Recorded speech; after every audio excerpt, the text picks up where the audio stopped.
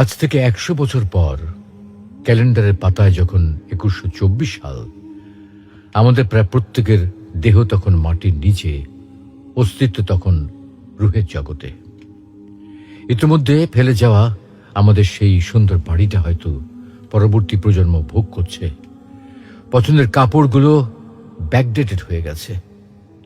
শখের গাড়িটা হয়তো অন্য কেউ চালাচ্ছে, আর আমায় খুব কম জনই স্মরণে রেখেছে, হয়তো হয়তো কেউ ভাবেও না।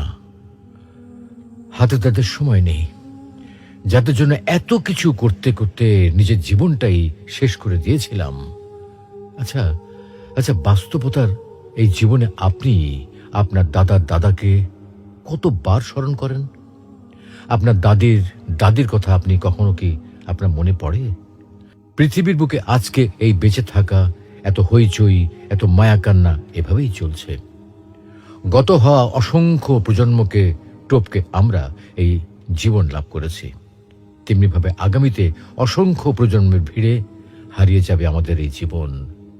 কিন্তু খুব কম লোকই সময় পায় ফেলে যাওয়া জীবনটা একটু ফিরে দেখার।